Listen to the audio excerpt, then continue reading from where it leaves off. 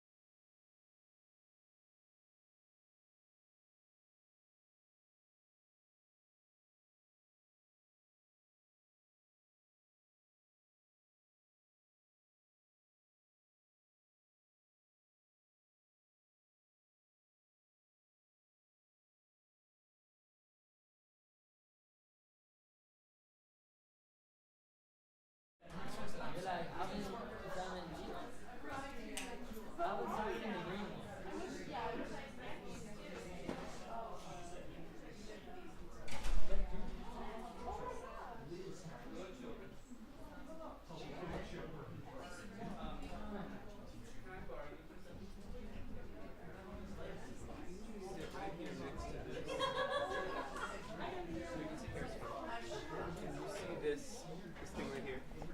Yeah. If when we're talking, I don't think it's going to, you see it start going over here to the red, just move it down. Okay. But leave it where it is now. It's unlikely to need to go into the. It's unlikely to go into the red. But if it does, can you just?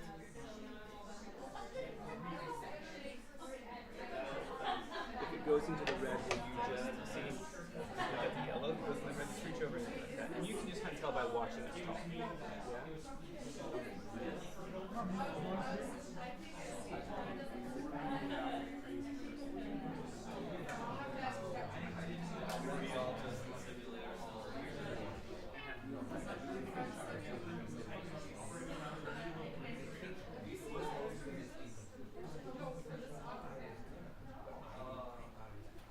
Okay.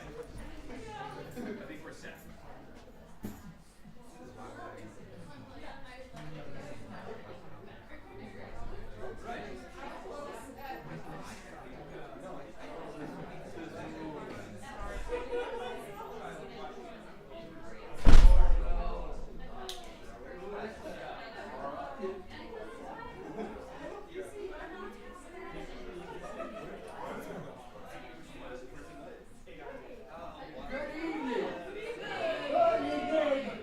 This is normally the part of this where I tell you who I am and I would welcome you to the event and I would introduce our panelists. However, in the spirit of the evening, I'm going to turn it over to AI Joe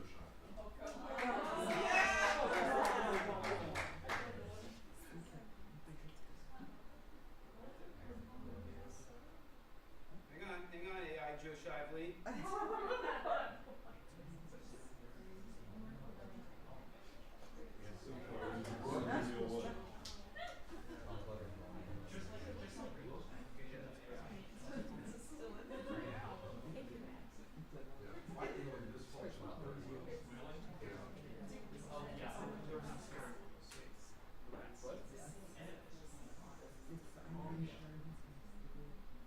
Hang on. We just had this like literally minutes ago. Good evening.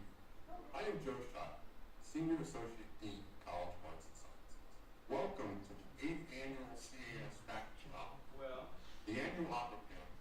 we just had everything working better. Do you want to vamp for a second, Joe, while I put us into that? I mean, I can vamp. So what you're going to see was created with the application Synthesia. And so when you use Synthesia, you read a script and you create an avatar of yourself. And then you type in the script and then hit generate and it creates a video of your avatar reading whatever you typed in for it to read. So that's how the AI works with this. I really hate that.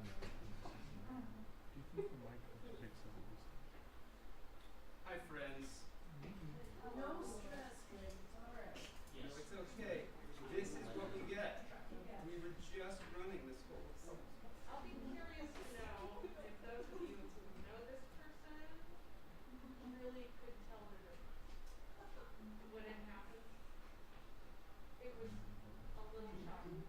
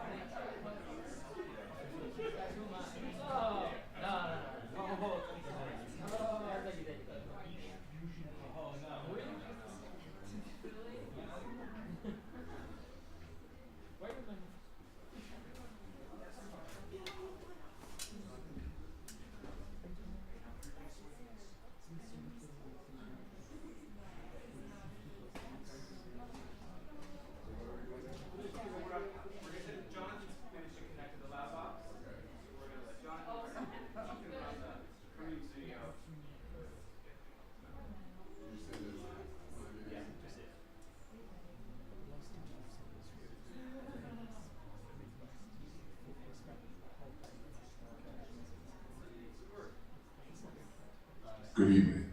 I am Joe Shive, Senior Associate Dean of the College of Arts and Sciences. Welcome to the 8th Annual CAS Faculty Opera Panel. The annual opera panel brings together arts and sciences faculty to discuss topics relevant to the School of Music, Theater, and Dance Opera production. Tonight, we are turning our attention to AI in the arts. Our panelists for the evening are Drake Dantzler, Music, Jonathan Cooper, Art History and Design, and Corinne Nader, Philosophy. Professor Nader is unable to be with us in person this evening, but he will be coming to us in a pre-recorded presentation. Our format is that each panelist will present for approximately 15 minutes, then we will open it up for a Q&A. Again, thank you for joining us this evening, and let's begin with Professor Dantzler.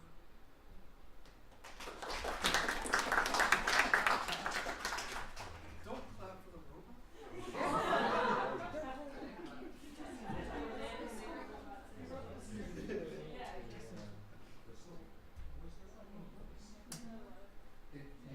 You read a script, they give you a preset script, you read it, and it records it, and then it generates the avatar from that. And then once you've got the avatar, you can feed it any text, and it will do that. All right, hi everyone. Welcome. I want to say thank you to Professor Shively and Professor Shively and Professor Cooper for joining us tonight. This is a wonderful opportunity. This is one of my very favorite nights of the year. So what we're going to do is my talk is going to go in two directions. First, we're going to talk a little bit about why we would bother doing modern things inside Handle. And we're talking about the experience I found as a creator interacting with AI. So, the first thing I want to talk about is there a reason to even do such a thing as make a new version, a modern version of an opera, especially a Handel opera? Why should we bring AI, image capture and manipulation, and other modern elements into something that was made 300 years ago? What I want you to think about is that people have different fundamental relationships with the world. Our cavemen and our Jetsons don't just see the world differently, they actually are receiving the world and absorbing it through a different, almost like it's a different entire universe. The way their brains interact with it does not remain the same. We see this in big, obvious ways. As opera singers, we're familiar with the problems of racism, misogyny, xenophobia, all throughout our work, right? It's everywhere in what we have. But it also exists in these smaller, less obvious ways. I want to talk about one that you might, or almost assuredly, haven't considered. We're going to talk about machines, in particular machines of the Baroque and a little bit of the Renaissance. So when we talk about the Renaissance and Baroque, we get an explosion of machines. You see this cartoon up at the top. This is a machine. But what I want you to take about, this is actually from a Renaissance drawing, but I want you to notice the way that the machine sort of seamlessly integrates into animals, into humans. There isn't this line of differentiation between the machine and the human. And when we think about the Baroque, we find these machines, these intricate, complex machines, often tied into metaphysical places. Places where we would normally find things that we would consider anti-machines. So for instance, we find lots of machines inside churches. We find them inside cathedrals. This is the astronomical clock inside Chartres, right? This clock is incredibly complex. You could walk around behind it and see all the minute little gears, but yet it's depicted in a way that interacts with something that's very holy and very metaphysically complex. We see it in automata, or automata, as I would say. You see this person, they're playing a harpsichord, but you notice the machine is a human. It's interacting with human things. We see it blending together. We don't see the machines the way we think of them as a machine, and the car that I drive, or this thing, these machines that are all around us but are so clearly not human.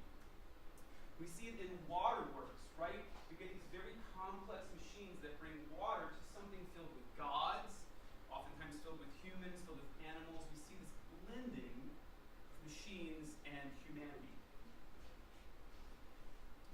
And it's a reflection of literally a different way of seeing machines. They're not seeing machines the way that we do. They were different people. They saw the world differently. They absorbed it differently. And the way they thought of machines was not the way we thought of machines. René Descartes, the very famous philosopher, talked about using machines to explore what it means to be a human. He talked about humans are machines plus. What makes us different than a machine? Why are we not just machines? Because we have this extra thing, this super thing that is distinctly human. For the Baroque mind, machines affirmed rather than threatened humanity. They were mirrors through which humans could better understand themselves, their reason, and even the metaphysical structure of existence. I want you to think about someone who is not afraid of machines. There is no threat from a machine.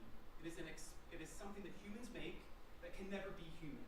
It can only augment, absorb, you can learn from it, but it can never be us. Oh, sorry. In the modern imagination, the mirror is much more dark. Machines are no longer comfortably subordinate. Instead, they provoke fears that the machineness may eventually supplant or overtake humanness, transporting us from being the obvious master and potentially being the servant, right? This has been a fear of humans for a long time, but specifically lately, and specifically intensely going forward as AI continues to generate new things.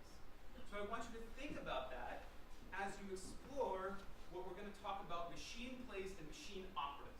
These are terms for a kind of theater that was very important in the Baroque, especially with the opera, and it's incredibly important when we understand Handel. Think about the fact that machines are not scary to these people. They are expressions and ways of learning about humanity and seeing the world differently. Going way back, we have Deus Ex Machina, right?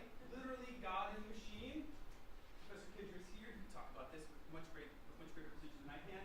But here is a description of a very, what we would consider to be a rudimentary machine, literally delivering God from above down to resolve the play. This is a common way in which antique theater worked. The Baroque point of view, in which we had intricate machines, the clock watch, the incredible watch that we saw in Chartres, is a logical explanation or a logical entrance into theater when you consider that theater is this exploration of humanity. These two things logically belong together. And we get the rise of machine plays. This is in a picture of theater. And we're going to talk more about machine plays in a second. But machine plays, they came primarily out of France. And the idea was that when you went to see the play, an important part of what you were going to see was the machinery of the theater. You did not, it was important, the producers always created new machinery, even if they were recycling material. They never recycled sets, they never recycled it. It was an important part of why you went. The spectacle, the grandeur, was deeply connected to the theater. It started in France, and it primarily went to, it bloomed across the continent, but especially it bloomed in Italy, and it particularly interacted with opera. Here's an example of a theater, and you can see the complexity of these flats. These are all theatrical flats, and they're all sliding back and forth. They're operated by just one person, and what's very interesting is that these things were almost always done in front of the curtain or without drawing a curtain. That was an important part of it. You wanted the audience to watch the magic of the scene change. When we think of Handel, we oftentimes think of something old and austere, but that's not what these people experienced when they went to the theater. They went, and it was like scene change. Wow, did you see how the set changed and how this happened and how this happened? That was how they experienced Handel. We're going to talk about, for a second, about Giacomo Torelli, Il Gran Stregone, the great magician. Yes? This was a gentleman who was in Florence primarily, but this is like 1640, 1650 going forward. He's deeply connected to opera, and he was well known and quite widely respected for his ability to create stage magic. But it was not magic like we think of, like in a hand. It was the stage magic of things flying across the stage, things opening, things dropping, things changing. He used, this is him, he looks like quite an interesting gentleman. Yes? Rakish. This is a drawing of his. We also need to talk for a second. He did much design along with his magic of the movement. He did a great deal of design. And I want you to look that this is design. You see how distant the resolution point is?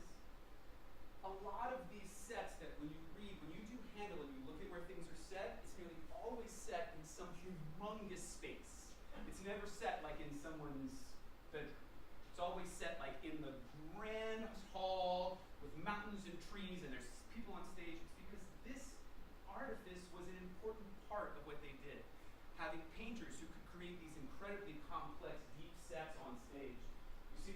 flying in the air? This is another important part. Machines that flew through the air, that had actors and singers up, around, in the air, moving around. He was particularly known for something called the pole and chariot, which was basically a way in which you could have one person underneath the whole set operating this giant, they call it a chariot, but they don't mean chariot like they mean chariot like a giant wheel. And he would operate this humongous wheel, and one person, through the magic of all this machinery, could leverage enough to change an entire set underneath. So you didn't need the labor, you didn't need all the stage hands, it could all happen sort of visually without anyone having to watch it. And it was a really important part. He was really well known for it. He was also known for his flying machines. He was known for his thunder and lightning sounds. He was known for his smoke effects and his fire effects using gunpowder. Very, very cool stuff. Let's connect it to Handel now. Handel's first operas were in the Germanic style, but then he went to Italy and he became connected to Italian opera. His works became the musically florid Italian things that we think of as being quintessentially Handel, but importantly, his drama changed. It wasn't the same drama that he used to have. Now he reflected the styles of those Italian styles, which included all of this machine opera. So, we see stage directions that can give us a clue as to what it looked like or felt like because they're in the play. They're not written by an editor. You can see the actual stage directions indicated inside Handel's scores. So I got a couple for you. Here's one from Alcina, right? Alcina enters and we get the sound of thunder and lightning. And this is not the imaginary sound, this was literally people beating on things, using special mirrors on these giant cranks to create these reflective lightnings inside the theater. These theaters had specially built ceilings to sustain the weight and the mass to be able to handle these flying contraptions that were important. The mountain opens and collapses. Literally it goes, and we see Alcina inside the mountain, right? Think about how grand this is if you took like a horse to the play, right? Like you took a horse, there's nothing flying in the air, there are no helicopters and planes, and you walk into a space that the theater stage was nearly the size of the actual house, which is not something that we think about nowadays. We think about huge houses and smaller stages. But back then the stages and the houses were very comparably sized. So you're looking at this thing, this giant thing, that's crashing and flying all around you. From Cesare, a symphony is heard once more, and Mount Parnassus opens, and we see enthroned the 9 muses. Again, think about this humongous set opening, yeah? And then here's the one that I really want to show you. This is my most favorite. Let's see if I can. Is it going to work? I don't know if it's going to work or not. Okay. You can't hear it, can you? Okay, doesn't matter. so incredibly, there's a scene from Rinaldo where Armida, who is one of our main soprano, we know she's in the play. We go to the opera because we know this great singer. And she hasn't shown up. We're like halfway through that, right? She hasn't shown up. Armida arrives in the air on 2 dragons. The dragons are flying down the stage while the music goes up. There's thunder, there's lightning. Their mouths are putting out smoke and fire. When you read about it, people talk about how they could smell the resins burning as this is all happening. Think about that as Handel opera. That's what it is. It's crashing, it's booming, it's alive. When you see Handel opera now so often, because the music appears austere, people stage it in these very austere ways, right? Flats and people all in black and they're walking around like barefoot, you know? But that's not it. Or it could be, but that wasn't it in its time. It was big, it was giant, it was flashy. Okay, I've taken up almost too much time already, so I will have to kind of like crank through what I was going to tell you about the rest of it, but that's okay. So now we've talked a little bit about what it was and why it would be okay to put opera in this modern environment or use the things that we're using in opera. I want to talk a little bit about what I felt as the person who interacted with AI creating this opera. I felt 4 themes, and I can just kind of like talk about them instead of going through them all. For me, what I found very intensely was that the creativity was reframed. When I was a person who makes art, I almost always think of art creativity as being a raw generation. It's like the drawing of it's the drawing. It's the physical act of drawing. It's the physical act of singing. It's the physical act of painting or sculpting. It's a physical activity. But ChatGPT can create raw things on a level that I can't ever. Do you know what I mean? Like you just say ChatGPT make this and it makes it. And if it didn't like that, it makes another one. It makes another one. It makes it like it never stops making things. And so I found very much that the creativity of the process did not feel like generation, it felt like curation. It was like, that's worth keeping. That's not worth keeping. That's worth keeping if it's next to that. That makes that work like that. You can imagine it like an editor and a player, maybe like a museum curator, right? Who's like, these 2 paintings are particularly beautiful if they are paired next to one another in this room with this light. That's very much how I felt the act of creating. I found a weird sense of authorship, but I didn't feel much emotional ownership. What I mean by that is like, I never felt like the script or the opera that we've made wasn't mine. You know what I mean? Like it felt like mine, if I hadn't been there, it never would have come into being. But I didn't feel much like emotional ownership. Like when we were like, that sucks, don't do that, change it. And we changed the words and we all did this together a lot. I never was like, oh, that hurts. You know, the way that like when other things I've done have been changed or edited and they don't work, I felt hurt on the inside. I never felt that with this. Like every time if something would be bad, I would be like, great, that is bad, you're right. Go over there, that's next. That's an interesting one. I personally felt a restructuring the power in the space. You guys have to tell me how you felt about it. But because there wasn't a human who delivered from on high this thing that we could never screw with because it's canonical, right? I never felt bad if you guys didn't do exactly what was on the page. I never felt bad when you guys changed the words. I never felt bad when I asked you to change the words. And I think I'm interested to find out from you if you felt that the process was that you had a power in the process that you don't normally possess. Because there's not someone to be like, well, you've got to sing it just this way, just that way, or else you're not doing it right. Because that person was ChatGPT and like, that's not a person. And the last thing I want to talk about is ethics and attribution. So on our poster, it says music by Handel, libretto by Drake Dancer. But I don't quite feel right about that. Like that's not, I didn't really write the libretto, right? ChatGPT kind of wrote the libretto. It certainly generated most of it. And so I feel like I more edited the libretto, and then it should say like libretto by ChatGPT, edited by Drake Dancer, more than it should say libretto by Drake Dancer. And then I feel odd about, so it says libretto by ChatGPT, but who made that, right? That information has been scraped from countless humans and countless other things, and then run through an algorithm that makes the most predictive next option.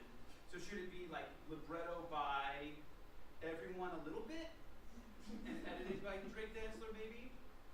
I don't know, I don't exactly know how to put that. I think, at least for me, I feel very strongly that a transparency is important. Like how much of that was mine, the editing was mine, the curating was mine. But I don't think the generation was mine. I think it's important to make that difference because it's a different experience. It was a different creative experience. So I'm out of time because I knew I would be. Because I like it. Yeah, no, I mean these are most of the things. These are most of the things that I said, but just rewritten in a different way. But I just want to leave you with this image, which is again this thought that I want you all to consider, which is as you're moving forward, what is your relationship to the machine? Are you concerned about being subservient? Are you concerned replaced? What about you can't be replaced? What about the art can't be replaced? And how does that work going forward? Anyway, there you go.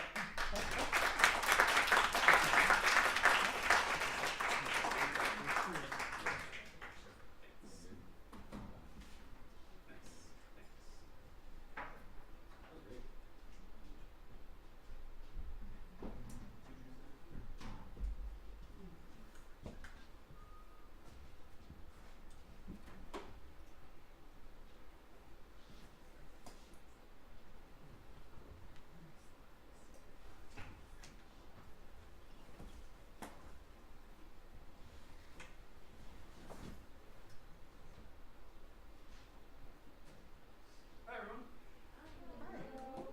That was great. Thank you, Drake. That was truly incredible. My name is Jonathan Cooper. I'm an assistant professor of graphic design in the Department of Art History, and Design. Who has taken art history? Hate that. Wow. That's great. Tonight, I'm going to be talking to you about some of the history of art, which is good. You should take it. But artificial intelligence and how it relates to visual culture and the arts. Now, Drake mentioned it. If we can accept artificial intelligence as this evolution of the machine, there is precedence historically of artists engaging the machine. The Russian constructivists of the 1919 revolution. Are we familiar with these works? Have we seen them on our Pinterest boards? Wolf. Can anybody describe the energy we feel in these? Don't be shy. Go for it. It's very visually loud. Yeah. It feels like there's a crescendo happening through the works. Love that. I love your use of operatic language. Truly. So this gives us an example of artists engaging technology in a way that is relatively unprecedented. The constructivists, yes, it is high energy, it is loud, it is abrasive. They were speaking to an audience that had low literacy rates. They needed it to be energetic, lively, and communicate without necessarily having to read it. The result was a movement that wasn't necessarily artistic. It was a socialist movement for workers' rights. But we do get to look at it as an example where artists engaged this machine. It inspired the second generation of Weimar Bauhaus. Do we know what the Bauhaus is? That's great. Love that. Art school. We get the director, Laszlo Moholy-Nagy. We get instructors like Josef Albers, whose whole goal was to develop a curriculum to sort of walk away from the subjective nature of art. They developed a curriculum that we still adhere to today in my classes. We'll follow a model very similar to those. They wanted their students to walk away from traditional artistic mediums like painting and sculpture and embrace technical tools like scales, compasses, rulers. The result is something that we would sort of look at and see a machine behind it, pixelation. Kind of cool. So those are the examples, and how are they applied to today? So how are artists engaging artificial intelligence, this new technology, this new machine? We have two examples. The first I want to talk about is Kiel Muschekhaus. He goes by Kiel Danger on the internet. He's this really prolific designer, artist. He generates animation. He codes all of this. It's very expressive. It's very alive. It's very fun. I'm obsessed with it. He actually came to our campus last year to give a presentation. Shame on you if you didn't go. His work is very commercial. And in his presentation, he acknowledged his use of generative AI. He has an undergrad degree in math and then an MFA from Cranbrook, and he's able to marry those two worlds with generative AI, where he has ChatGPT sort of assist him in writing equations for simple to complex geometry, and then along those paths, he's able to render animation, image, and type, and come up with these really fun characters. And so that model establishes AI as this sort of collaborator and informs a larger project. The other example I want to talk about is by Tatiana Suguleva. She's a Canadian artist. She's also an advocate and ambassador for Perplexity, which is an AI platform. She's much different than much Ignace. Her goal is to generate worlds, narratives, characters, textures, photographs, paintings, sculptures, all of these things. She calls herself a sort of AI artist or prompt artist. She collaborates with AI, but AI sort of takes this position as the producer.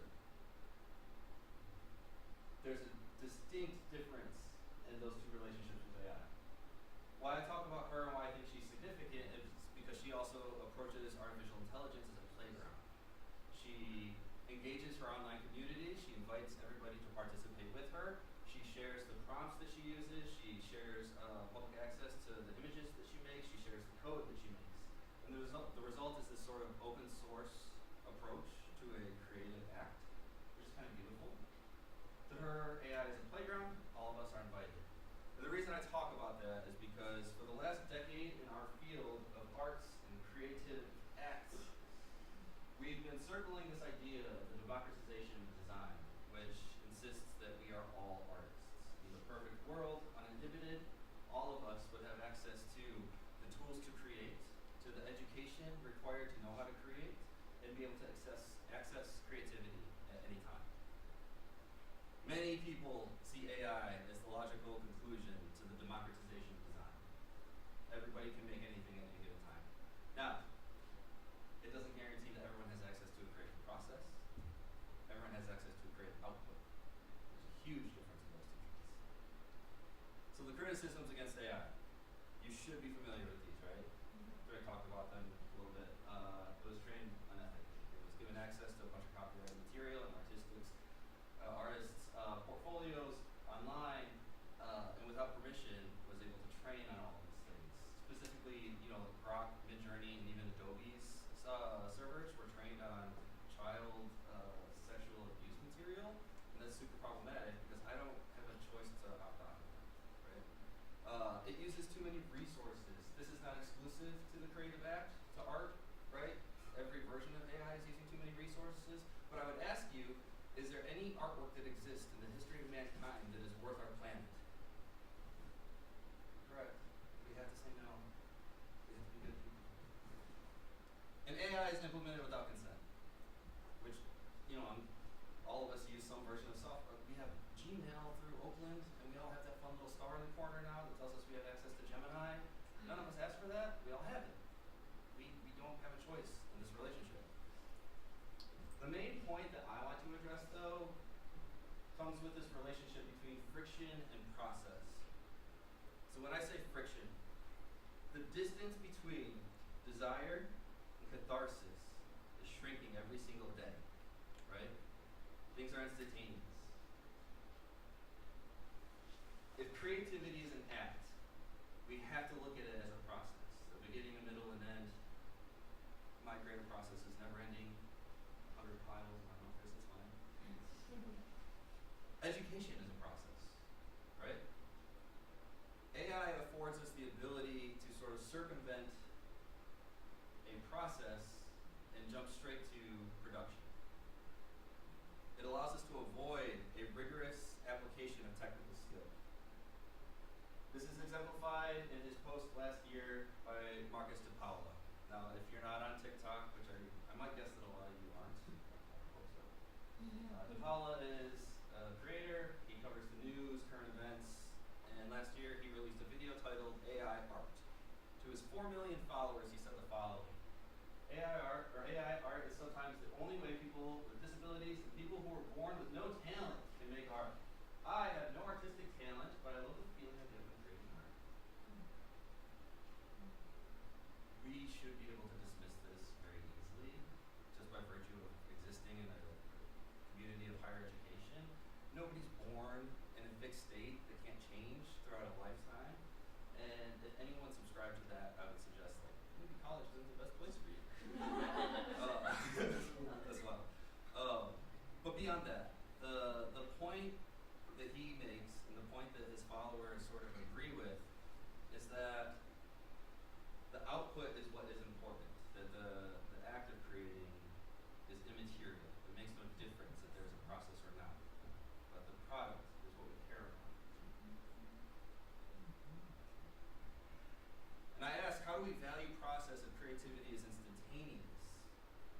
Which is tough, because if you ask any artist, any musician, process is one of the most important things. We all have a creative process. I hope we do. At least you're developing. And further, if we can agree that art and the creative act is a process, part of any process that I would argue is one of the most important aspects is our ability to fail. We learn from failure. In a process that incorporates generative AI, who owns the failure? So Drake sort of hinted at it being sort of emotionally detached from the work. You know, if our opera goes public and receives critical reception, heaven forbid, the public hates it, who owns that? That's tough. What if it receives an award? Who gets that? Drake said the world. I agree with that. So it's tough. What I generally advocate for, you know, in my practice, in my classrooms, is the ability to differentiate the tool versus the producer. So AI as a tool, all of your instructors are going to have really an easy time understanding the ability. We have a working experience that existed before generative AI. So we could see AI as a tool, we can slot it into a process where we see fit, and it can inform the larger project. This is how Keel Muchigas is developing his animations, right? The producer, though, is a little bit more dangerous, and it's really challenging for our students because they don't have the benefit of having a history of working before generative AI. And this relationship sort of sets them up for AI functioning not only as a producer, but a replacement. That's dangerous, that sucks.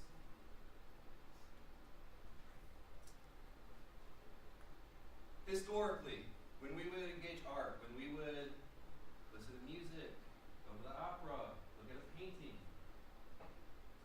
we could view that as a conversation with the author, right? You are engaging the author on their values and their politics, their personality, their perspective. And for the first time in human history, we can no longer assume that. We can't assume that the author of media has shared the commonality with us, lived human experiences. And that's why I asked the question, how would you feel if the love of your life wrote you a letter only for you to find out it was generated?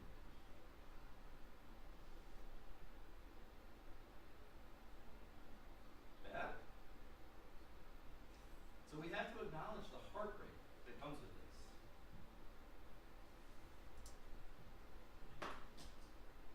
So ultimately, this all sort of circles the greatest philosophical question of history, which is why? If we look to these platforms as mediums worth exploring, which I think this opera is sort of positioning itself as a scientific experiment, if we want to sort of like push the machine for outputs just to see how the machine functions and what comes out of it, that's scientific. There's value to that. But I have to address in my research, in my classes, in my conversations with professionals in the field, the consensus is that this technology is being handed to us regardless if we consent to it. And I would beg the question again, when we ask ourselves why would we incorporate this into a process, why is it important for us to be faster? Why is it important for us to circumvent human interaction? If we engage generative AI as a colleague, we have colleagues. Why would we allow this to replace human interaction? Process is a sacred thing, and we have to respect it. And when we ask ourselves why, ultimately I feel that the answer is something as shallow as generating revenue. And so I would challenge you, if we're incorporating AI into any process, just ask yourself why, how, what's the consequence of this? Thank you.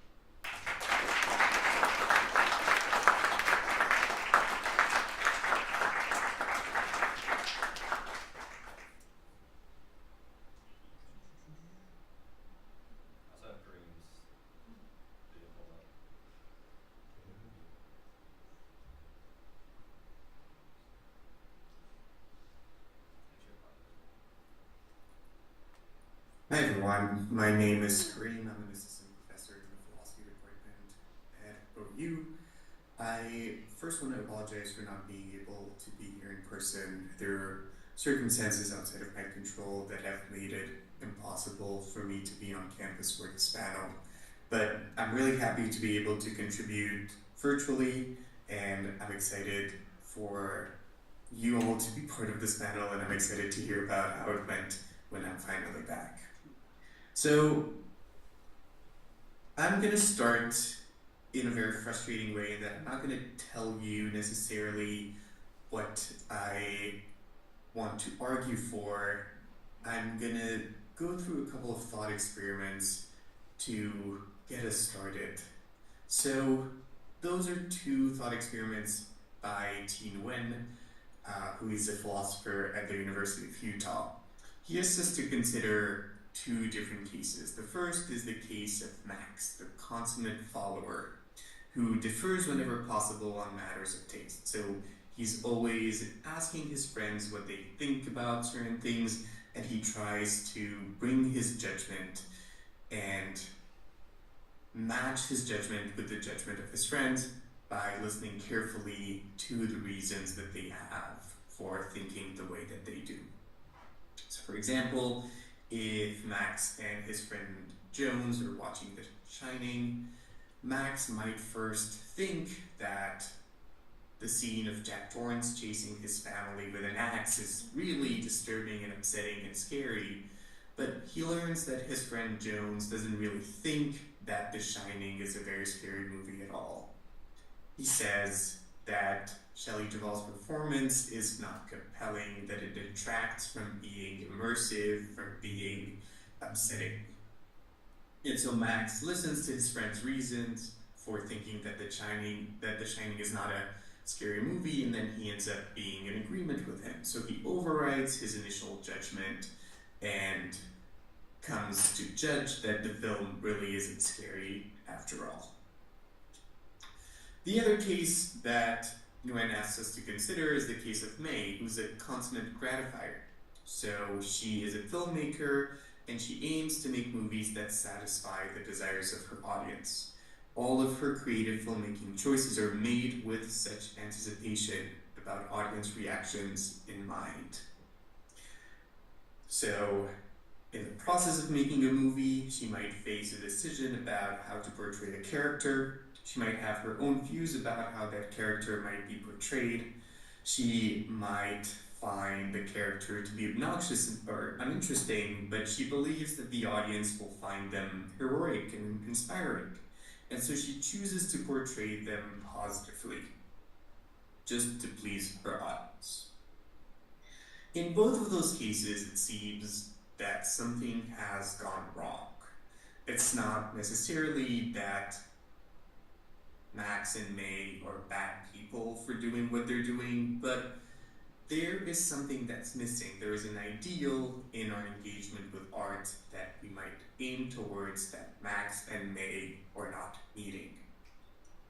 Max could be exercising his own judgment in evaluating the fiction that he consumes or the art that he consumes, and May could be making films that express her own perspective on the world, her own judgments, and her own individuality and sensibilities. That tells us that when we engage with art, there is a value in expressing our own individuality by making discretionary judgments and having those judgments be validated by others. We want to be cool, we want to be unique, and we want to be seen and appreciated for our uniqueness. And it seems like art is in a very nice position to give us those experiences. When we're doing science, we're not encouraged to express our own perspective on the world. We want to have a somewhat scientific, objective point of view that we express when we do science. And what's important in those judgments about art is that we can fight and disagree and try to convince other of our own perspectives, and that we engage in those conversations because it gives us a space to express our own perspective on the world. When you meet someone new, a lot of what you focus on when you meet them is maybe seeing what kind of music they like, how they dress, what their sense of humor is like, what movies and shows they enjoy, how they decorate and clean their house. Those are all aesthetic choices that people make that we might want to be in agreement with when someone matters to us. And so art gives us the space to express our discretionary judgments in what we choose to watch, how we choose to dress, what music we listen to, but also to have those judgments validated by others. Notice that we can do this as a community, so maybe if you're into anime, you might talk to other people who are into anime about what the top 10 animes are. But you also do this with artists when we listen to their music, when we go to their concerts, or even when we criticize their choices. So now I'm going to turn to the question that I want to ask, which is not about whether AI art is art. That is too metaphysical for me. I like to ask questions about value. What kind of value does art have, and could AI art replicate it? Now, we don't have to agree that art has any kind of value in the first place. Some people believe that all there is to our choices is reducing the suffering of others. And so art is not the kind of thing that can do that in a way that is effective, and so it's not the kind of thing that has value. Here's a quote from an article of someone trying to explain that position, which is usually called effective altruism. It would be great if the arts were beneficial to the world because they are personally satisfying, but they're not helping much. Artists might be operating on some questionable values. Is your self-expression more important than human lives and suffering? Obviously, this is rhetorical. The question should be no. And historically, people have given different kinds of answers to what is the value of art. Usually, one prominent answer is what we call hedonism, that art has value because it gives us pleasure. Another kind of answer is that art is valuable because it teaches us something about the world. Both of those views are very interesting and are refined in all kinds of different ways, but both of those say that the value of art is something that is very personal, that I derive pleasure from art, or I learn something from reading a book. And because there is no other individual involved in this kind of process, it seems like something like AI-generated art would be very good at mimicking that. Of course I can derive value from AI-generated art because it doesn't rely on the art being created by a human being. And of course I can learn something from AI-generated art because it doesn't need to be, first of all, true, but also it doesn't need to be created by a human for me to learn something from it. But the answer that I gave you when I started this with the cases of Max and May is that the value of art is social, that it gives us an opportunity to express our perspectives on the world, and it allows for those expressions to be validated by others. There's something importantly social about our engagement with art, our engagement with others through art, our engagement with artists, and our engagements with audiences as artists. And so, if that's the case, if the value of art is indeed social, if it relies on other people expressing their individuality, us expressing our individuality, and having all of this be discussed and validated by each other, where does this leave AI-generated art? And here I'm borrowing heavily from my colleague Justin Koo at MIT, who wrote an excellent piece on AI and art. He makes a distinction that I think we all should be making between different kinds of human agencies that we might have in the product of an AI-generated piece. Of course, we might create it all of ourselves. We might be inspired by AI. We might use AI as somewhat of a tool, maybe that helps us create pieces of our artwork, or maybe we combine different pieces of AI-generated art into a comprehensive whole ourselves. I think that in all of those cases, we are still exercising enough human agency for that kind of art to be something that we use to express something ourselves. I think what people worry about mostly is that kind of third degree where there is no human agency at all in the finished product. And so I'm going to focus on that because I'm not necessarily worried about coming up with different cases where there's just enough human agency that we might think that there's nothing interesting being said.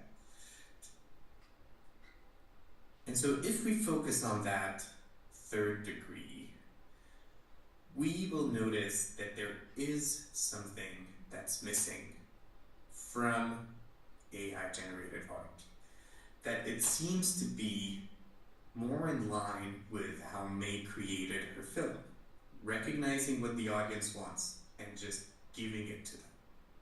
Okay, so algorithmic fiction and algorithmic art in general lacks this kind of social value that we thought was necessary, or at least important in our engagement with art, that comes from expressing a certain point of view, a certain perspective on the world.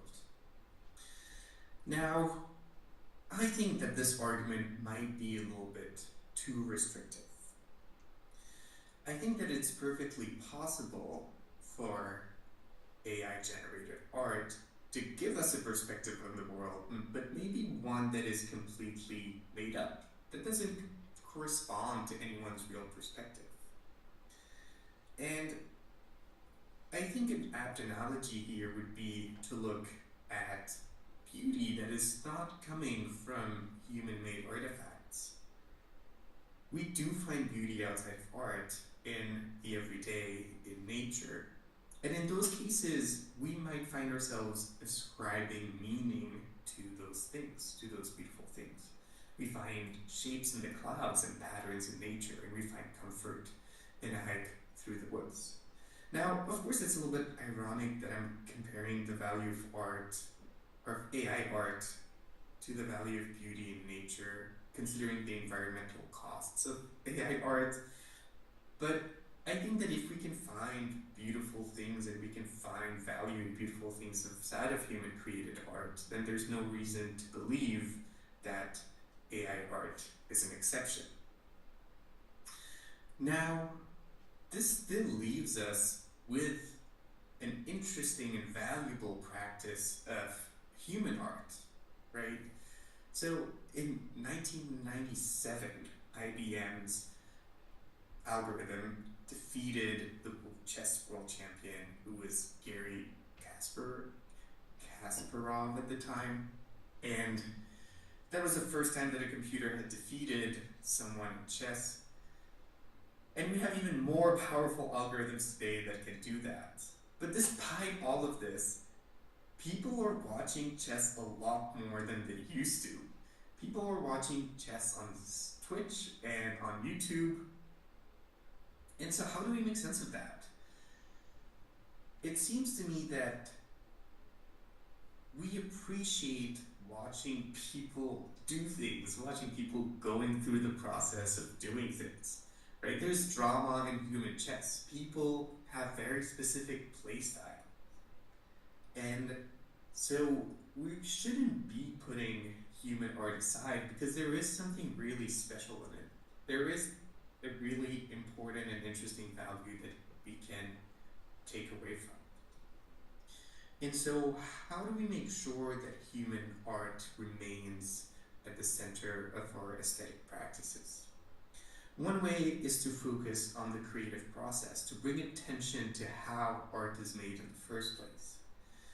For example, in the Mission Impossible movies, Tom Cruise is just really excited about sharing how all the stunts are made, and that is kind of really cool to watch. And a lot of social media platforms like YouTube and TikTok, people go through their creative process, show how they make their art. And that is valuable in and of itself. Another thing is to expand art education. That when we understand the reasons and the processes that go through different things, we appreciate them even more. That if you know a lot about chess, watching two grandmasters play against each other will be a lot more interesting than if you don't really know what's going on. And so education helps us identify all the cool stuff about art, but all of the things that are unique about different art forms and all the different ways in which people make creative and unique decisions. So I will leave it there. Sorry again that I'm not able to come and be here in person, and I will see you as soon as I'm back. Feel free to email me if you're interested in talking about this, and I'll see you. Hi everyone, my name is So we're hoping that Professors Dantzler and Cooper will entertain some questions here from the studio audience. I'm gonna leave you up there though. The omniscient robot watching over the world.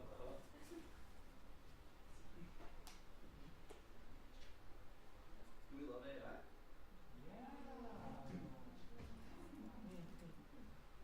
Can I ask the students about their experience with it? Like, did you, when Dr. Dantzler said, like, how did he introduce this to you? Did you know it before you received the libretto? Did it kind of influence the way that you thought about it?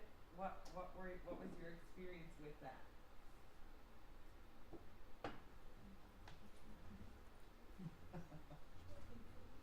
Yeah, who?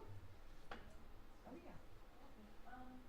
Well, when I found out that the libretto was like generated with AI, I was very upset actually.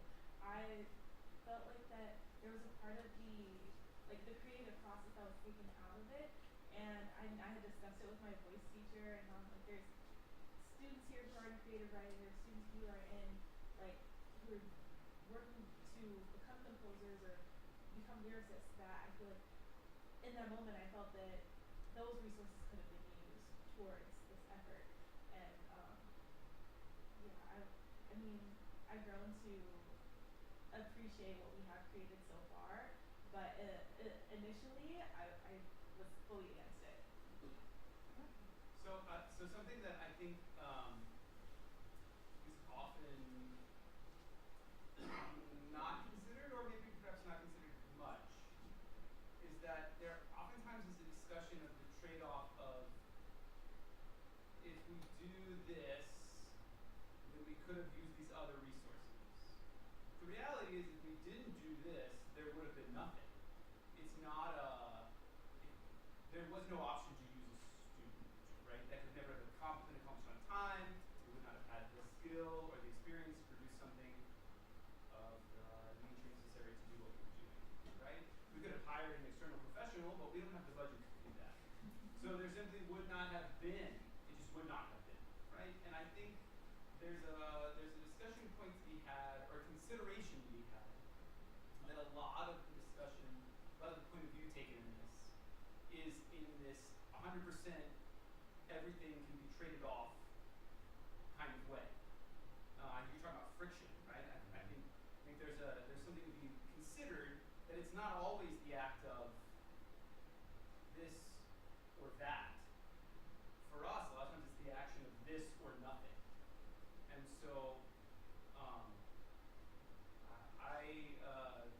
there's a lot of complicity in what you're saying, and it's not something that I did not or have not contemplated a lot. Do you know what I mean? Like, my son, who's hiding back there in the back, and I have had several conversations about this topic or similar topics to this, right? I certainly don't believe I have all the answers, but for me it was important to try and find out what I thought about doing this, and find out in this environment, this student environment, this education environment, what that experience was, and then to learn from there. Jonathan, how do our art students feel about AI? Hate it. I can't. I try to. So, building off of that, does anybody use AI in any capacity? My engineering professors force us to use it to generate code, and then the code never works. Correct. So I have to force this to use is the answer. There are undoubtedly things that AI is better at than I am. And there are spaces in my life that I feel fine automating, templating, kind of outsourcing. And like you were saying, the choice was between me having to schedule things or organize things or nobody doing it. So we deploy AI in that capacity. In my classroom, when I try to express the benefit of that organizational structure, or it's just objective. It can be objective. They protest all the time. 3 semesters now, I had one student use it. We were talking beforehand about the interestingness of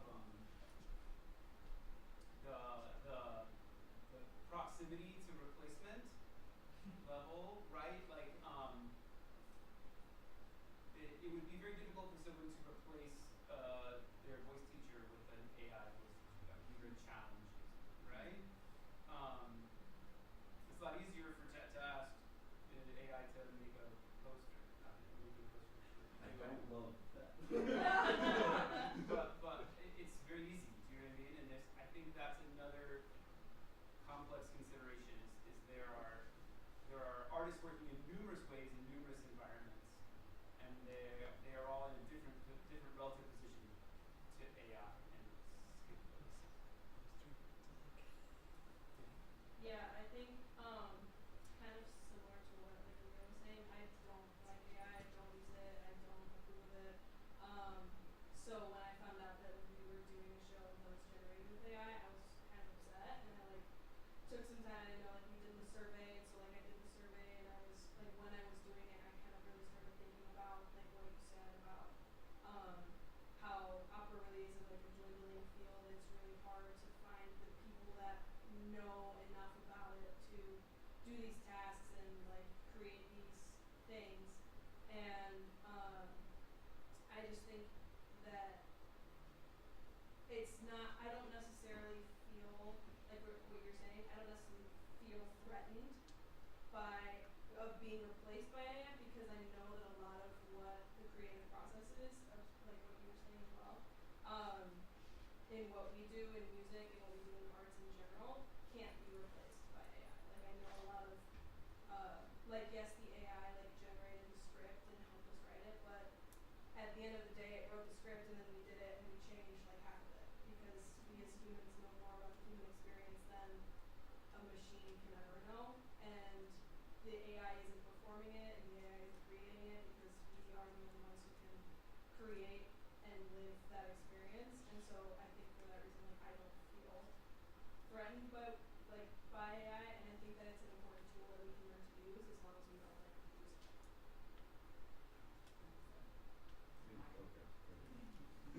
One of the music students.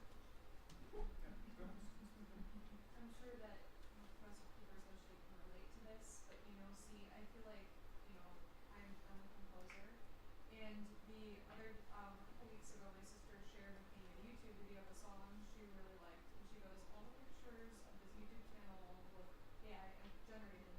So she says, I don't know if the songs are also AI generated, but they're really good. I listened to it and I could not tell whether it was a real person or if it was like it sounded real. So I looked up AI song generator, clicked on the first website, put in a super similar prompt with the stupidest lyrics I could think of about eating a hamburger and things, and it was the same female voice that heard in that song. So I knew it was AI generated, but the song was very beautiful. So I would I felt like it made me mad because I didn't write it myself. You know, that I just wrote this little prompt and then something great was created that I didn't make, you know. And I didn't have the only ownership I had were those really bad lyrics which I made bad on purpose, you know. And even then it still was twisted, you know. And I feel like that's a lot with art as well. Like, you know, when prepping for this opera, I've asked AI opinions, like to bounce things to get different perspectives on a character, you know, as like an interactive dialogue, you know, things. And I've done this with some of my art songs. Like if I just like I'm coming up with too much of a Sarah Watkins is what I think it is. But and so I saw it more of a collaborative tool, you know. But I still think like the generated part where you just you know you put in a prompt and you get something that you didn't make. I don't know. It hurts me, you know, in a way. One of the projects that I wanted to do, I have like so many projects, I'm not going to get to them all. One of the projects that I really wanted to do was to use AI as character development tool. In essence, to give you guys a set of prompts and then send the prompts into AI and give it like a set of sort of core guidelines and responses, and then send those back to you and create this like thing, and then to have it gather those responses and give me a heat map of your responses and how you guys felt about the opera to help thoroughly help me understand how you felt about the opera more. And I think there's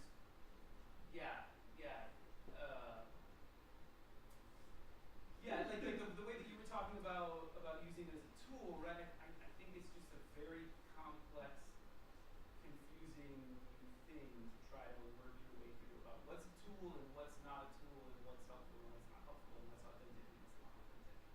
And then the other thought, sorry, I'm the panelist, Charlotte. The other thing that I was going to say is that something I've been thinking about a lot, like I said, my son and I have been going through this talk, is if the raw generation of art becomes so simple, so easy, how will anyone ever know what's valuable anymore, right? And are we just destined to live in a world where the only way something, where Kareem was talking about this in his presentation, where like if there's so much of it and it is accomplished so frictionlessly,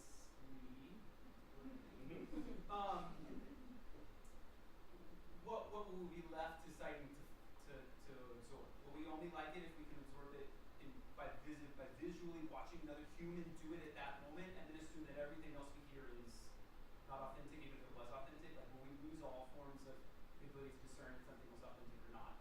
Because it can't be that long until we can have a music video that is indecipherable from an actual human doing it with an AI voice. So the only way you can ever know if it was ever true anyway would be to physically go watch someone do it in person. I don't know. It's confusing. Terrifying. Yeah, it's a pendulum. It will swing. We're in the throes of things being new and shiny, but even 6 months from now, if that song, that voice, is able to, hit a million different places, a million different times, the value of her voice drops, right? It's economics. And by the same virtue, we put more emphasis on process. In visual arts, we see a lot of artists moving away from screens, just using their hands more. And obviously, you want to document your process, which is super annoying because now I feel like I have to put a camera in my workspace all the time. Right now, the worst thing you can be accused of online is having used AI, period. And so you want to be defensive of that. But the value of human art is going to skyrocket because of how accessible generated art is.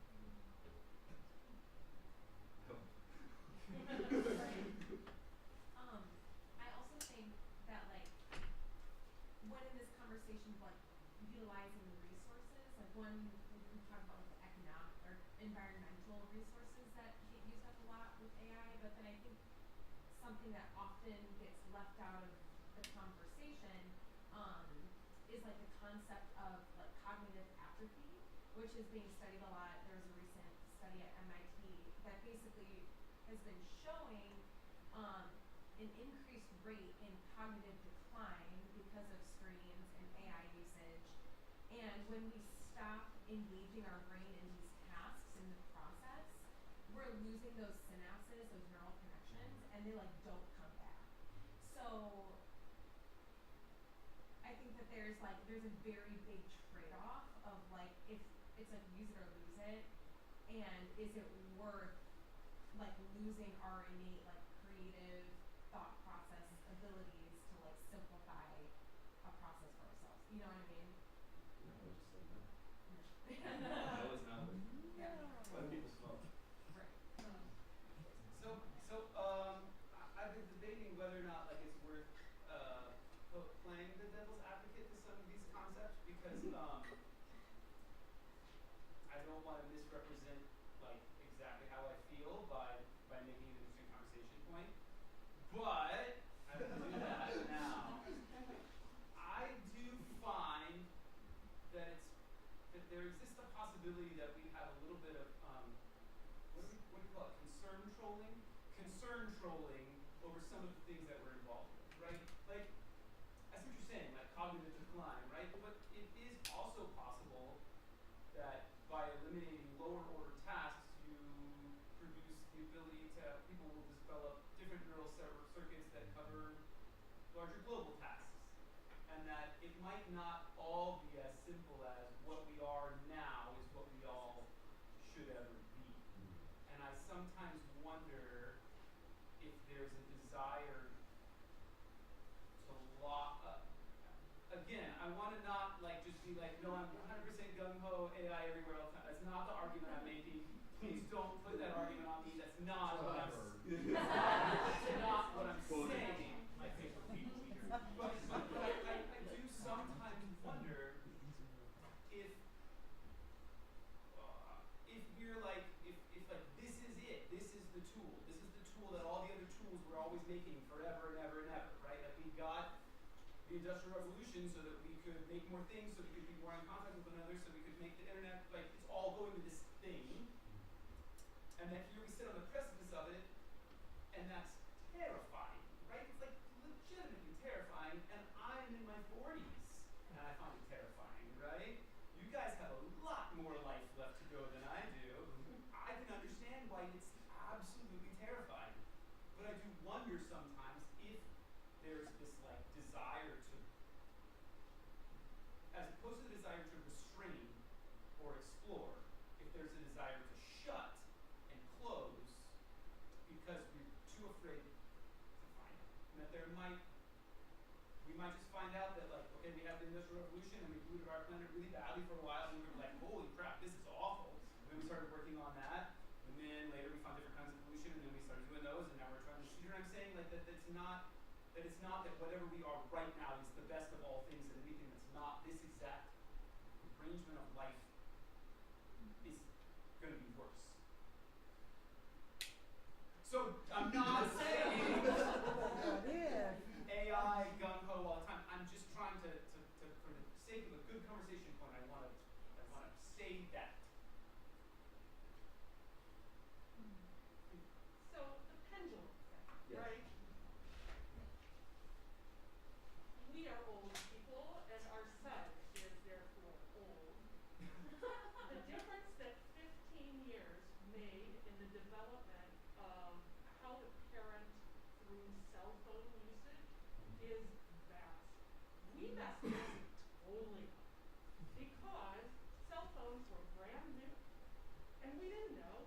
We just thought, oh, my kid's down on the pool deck. I'm going to get him a phone so that we can communicate because he can't hear us and he's 10.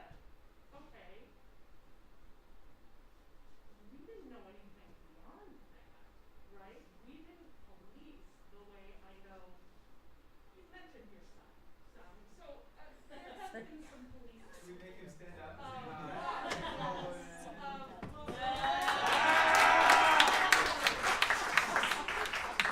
It's one thing, I think, for you and for me to use AI the way we have used it here, because we already have, I mean, this is just decaying at this point.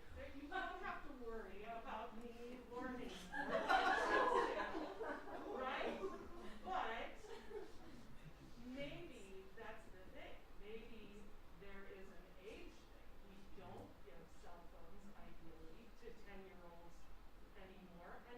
let them do whatever they want to do, right? Maybe there is a time when our processes are in place when AI can be that help that we need it to be, because you're right, we never could have adapted this show. It never would have happened. We don't have the time or the money, right? If I could have figured out a way to take that text and have AI, ChatGPT, set it to the actual music, do you think I wouldn't have made that choice instead of spending hours setting that text? Why couldn't ChatGPT do that for me? About a year from now, I bet it will be able to do that for me. And boy, I would take it up. Absolutely. Max has been so patient. I have one last thought. Otherwise, we'll fly away. So in your example previously, you mentioned the use of AI to offload lower level cognitive tasks, right? So I was looking into this before this, and I found this AI bot that has been used by doctors to analyze mammograms to detect breast cancer, and it's been shown repeatedly to consistently detect breast cancer before doctors.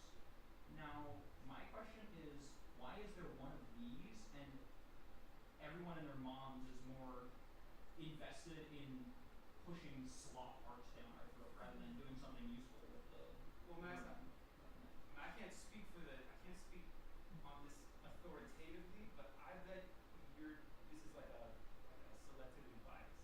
Like you are an engineer who's tapped into our art world, so you get a lot of art, right?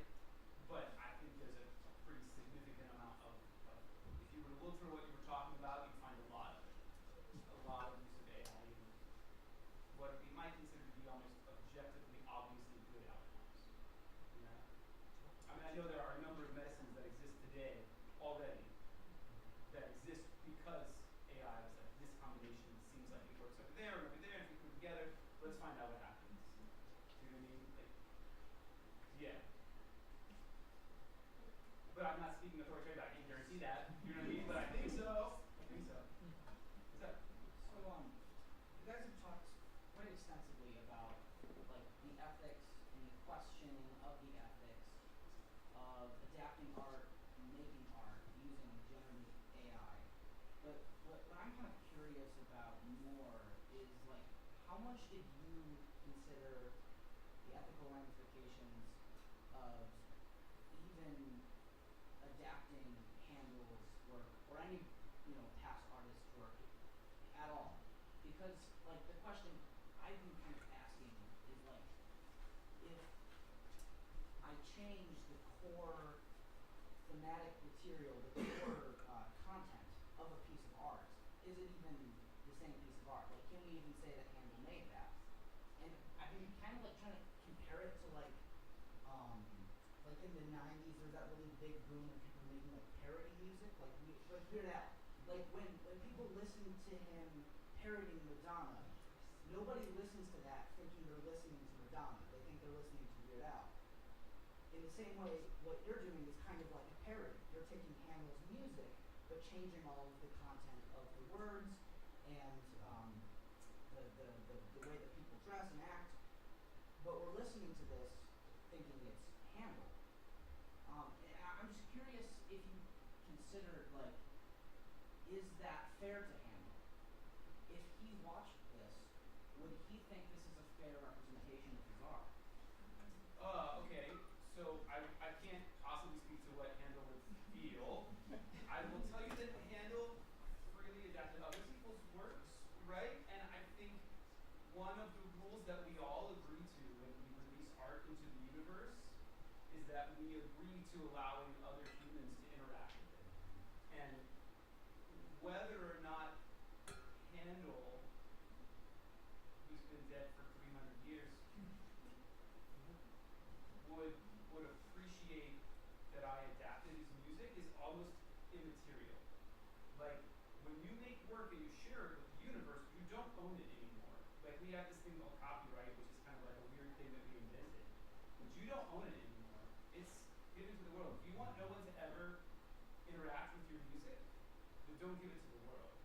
But like, I'm an artist, just like you're all artists, and once something's in copyright, it is absolutely part of the artistic process for me to use it. And I don't say that I'm making Handel's Alcina, right? I'm doing Alcina, music by Handel, libretto by us. Do you see what I'm saying? It's not. To me, your question is like asking why is there gravity? There's gravity because there's gravity.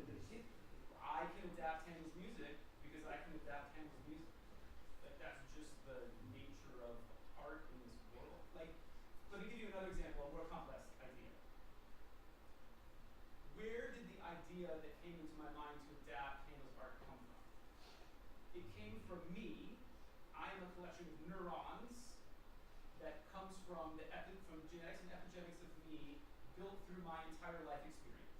I could not have a different arrangement than I am, right? So whenever the idea of adaptation appeared inside my brain, it's the only thing that could have ever been.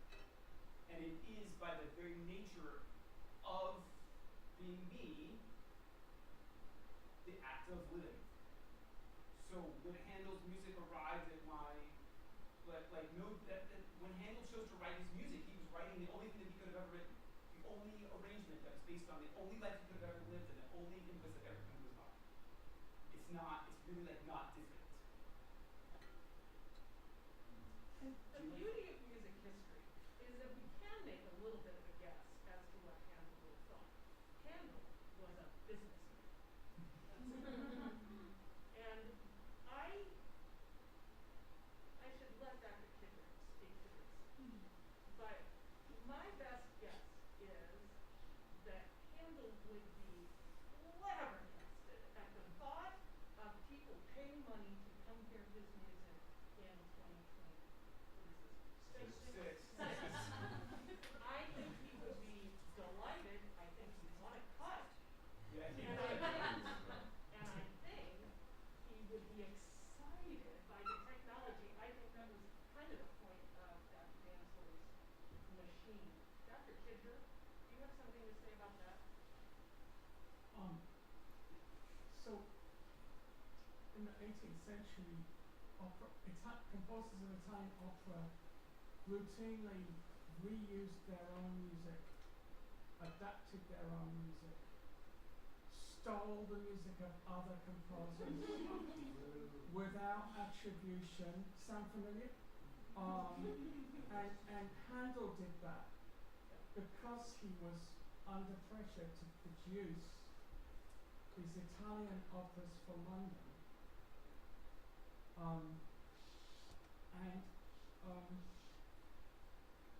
think that the thing I would say about the other thing that struck me in the conversation was the issue of the translation of the libretto. Would you really like to go back to using the Schirmer vocal score translations from 100 years ago? Right? They are truly horrible. Yeah. They are truly horrible. They don't represent anything of the original libretto in any sense, and I dare you to find one that does, because you won't find them.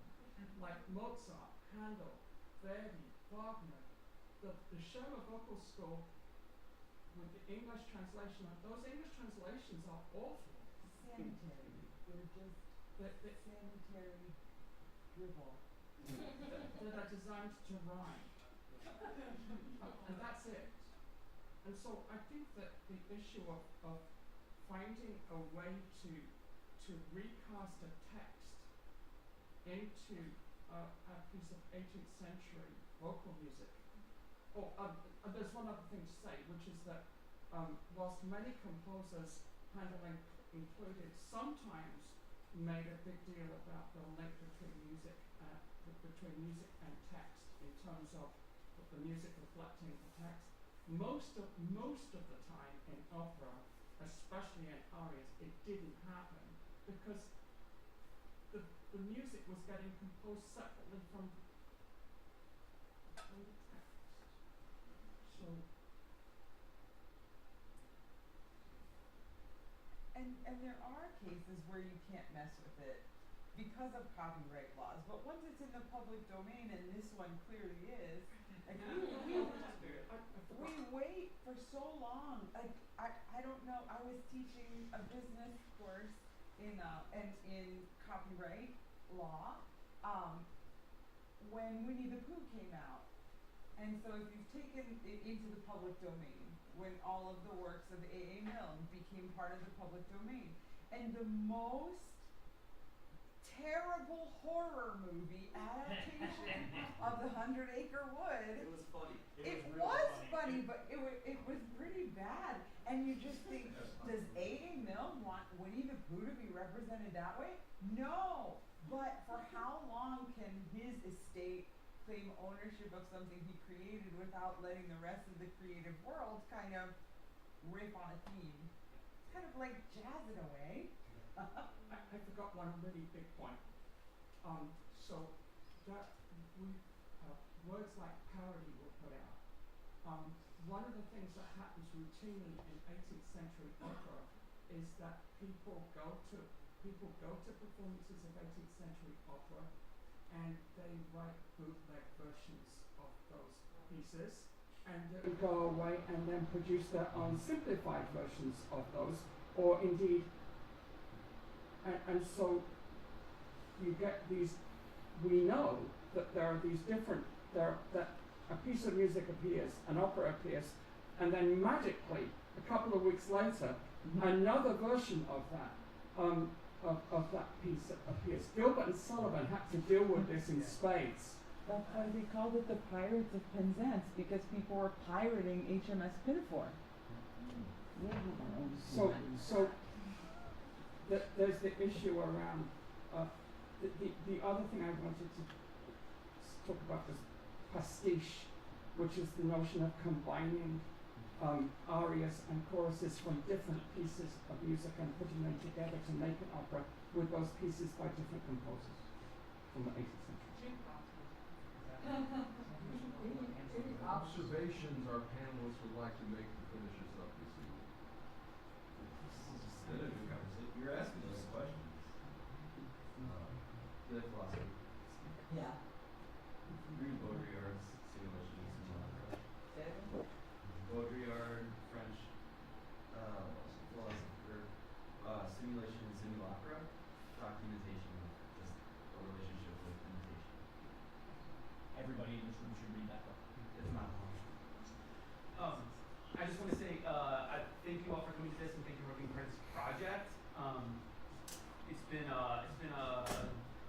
I've learned a ton, and I've considered a ton and thought about a ton, and I hope you all have too. The purpose of the project was always educational at its core, and it will always be educational. And thus the opera part of it, you guys got the same stage direction, the same training. It's all the same stuff that we would ever do in any other opera. We just added this other, I don't know what you call it, a tail on it or something, to explore this world. And it's an important world for you all. And I hope you enjoy the opportunity to explore it and think about it and refine your thoughts. Because ultimately, your thoughts, you guys are the people who figure out whatever this is next. Like, I got a couple more years and then I'll be out of this art world.